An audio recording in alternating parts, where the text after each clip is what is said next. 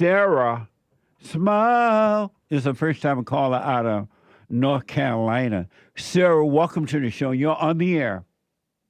Good morning, Jesse. Hey, Sarah. Yes, I just wanted to expand a little bit on the Duke Lacrosse players incident. Yes. Since I remember it very well because it caused so much black-white tension in the area, Yes. and I live not far from there. Okay.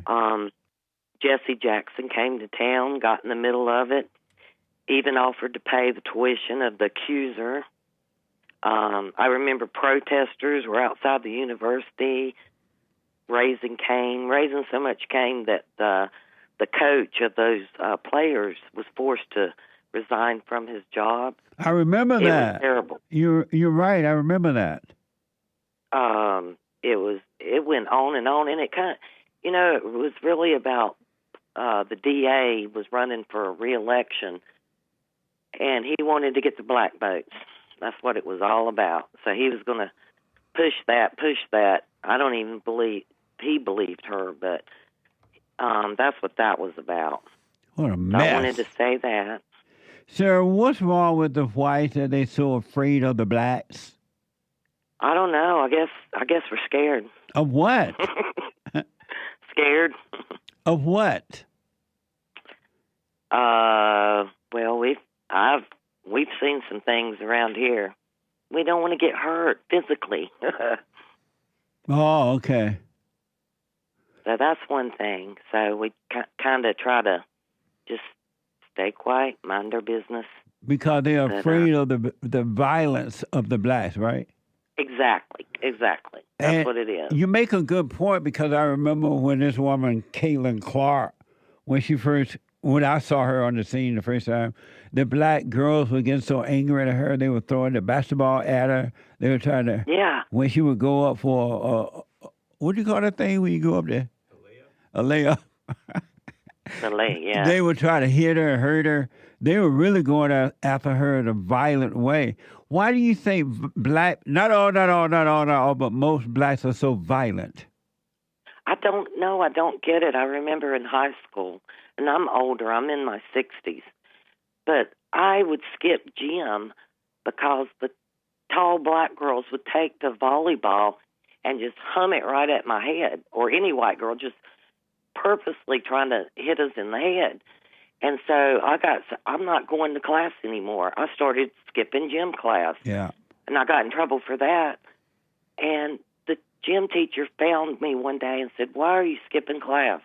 I told her, I said, "I'm tired of getting hit in the head with the volleyball." And you know what she said? "Oh, I understand."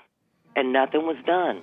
Yeah. Like the teacher was scared of and some of these kids were like, they were much older than us. They had, failed class several times. But I remember when I went up to Indiana once, and I went to school up there for a year at Edison High School.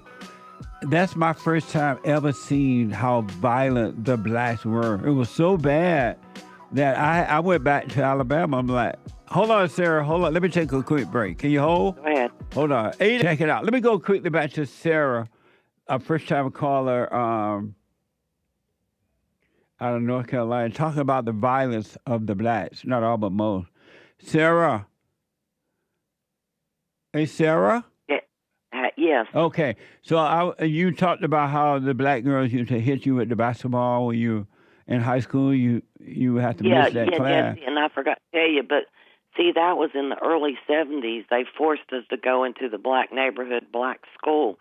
And I think they were mad that we were being brought there, but we didn't have a choice. It was forced on us. All of a sudden, we had to leave our neighborhood and go into their neighborhood. But they had no right to be mad because they forced busing on the people.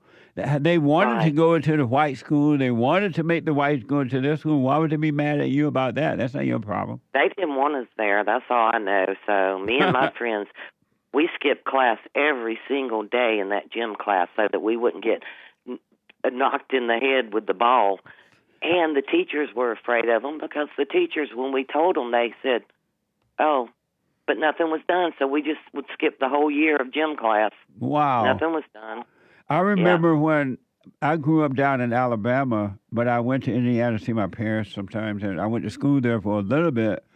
And I went to a school, and it was the violence that came from the blacks toward the whites was mind blowing to me. I had never seen that much violence from a group of people.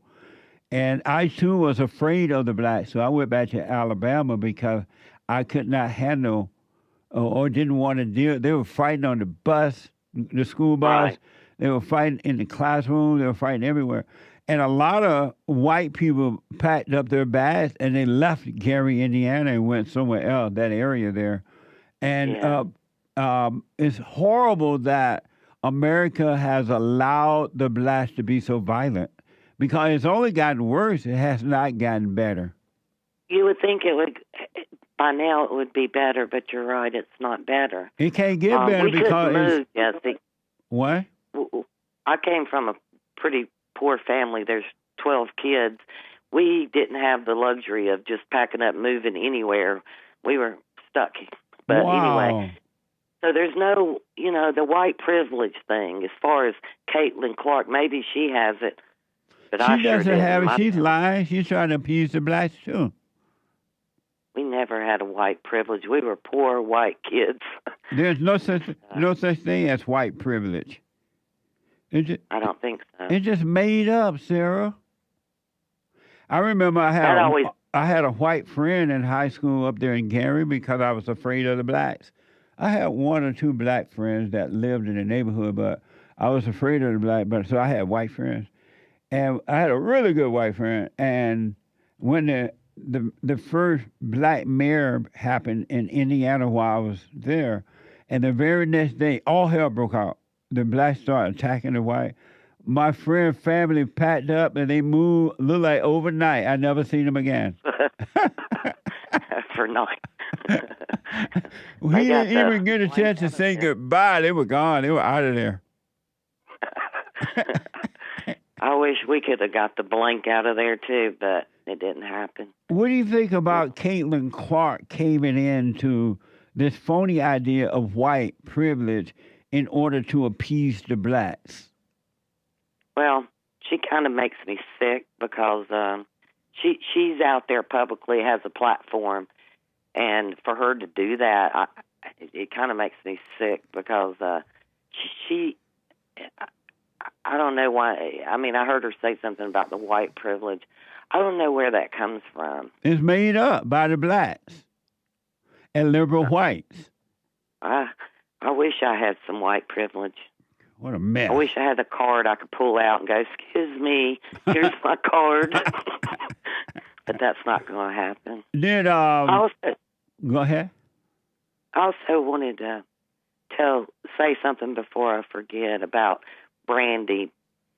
I need to tell Brandy that she can teach her child better than any public school. I know. Oh, Brandy from Hawaii. Yeah. Yeah, I homeschooled my son. It was almost 30 years ago. He has dyslexia and speech problems, and it was the best decision I ever made. Yeah. I am so glad that I pulled him, and she can do it too. I had to take a part-time job and work at night, but whatever it takes, whatever it takes to educate your own child or children, that's what you have to do. Yeah. I saw what was happening to my son in school, and he was he would come home crying and, I'm getting picked on because he did have a speech problem, you know. Yeah. And the kids were making fun of him, and he wasn't learning anything in there anyway. Right. And I think I can do this. I talked to some people, and they're like, yeah, you can do it. Absolutely. Amazing. Well, I hope Brandy is listening from Hawaii.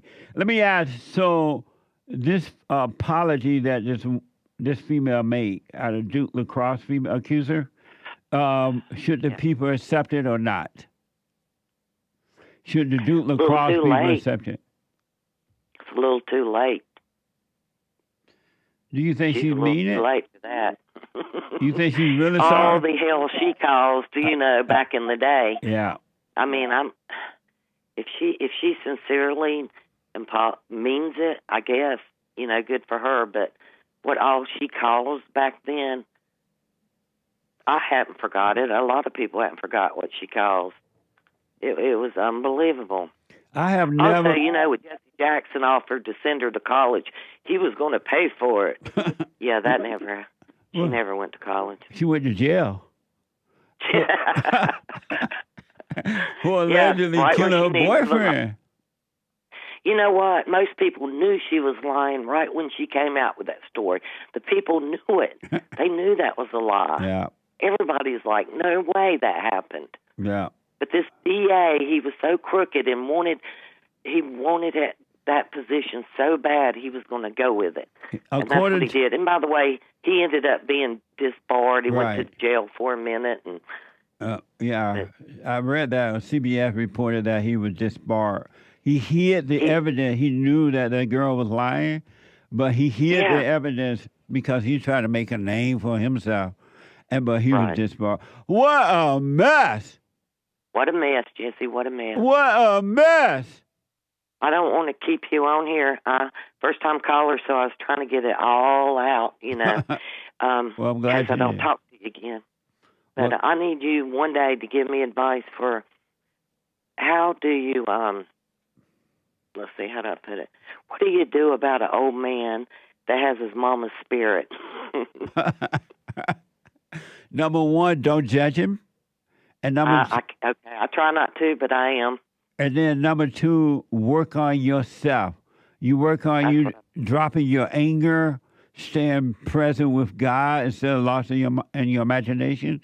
And when you have to tell him the truth about it, you be honest with him, but just don't judge him. And I promise you, you will have an amazing life in spite of his weakness, because it is an abomination against God for a man to be weak and has a family. His wife and children need him to lead the way because of the order of God. But his mother has screwed him up. What if it's too late, Jesse? I'm sorry?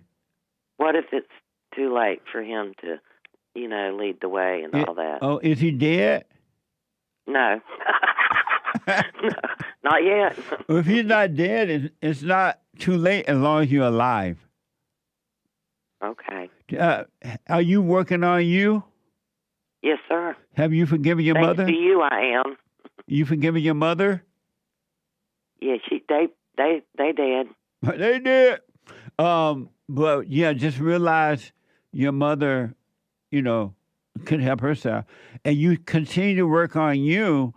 And when your husband is being weak, just say, you know what, honey, you need to be strong. We need you. You need to be the light, but don't judge him for it. Don't badger him about it. But just remind him once in a while he needs to drop his anger. And if I say that, you probably get mad. He has a lot of anger in him. And does it bother you if he get mad? If he gets mad at me? Right. Yeah, his anger comes out. But he can't help the anger because men who have anger are just like a woman. They're acting like their mothers. And so he can't help it. He's become like his mother. You still forgive him. He can't help it. I'm going to try. I'm going to keep trying. Thank you so much. And do the silent prayer. Stay with that and remember to stay present. I will. Thank you so much, Jesse. You're welcome, Sarah. Call me again. Yeah. All right. Bye-bye. Bye. Amazing.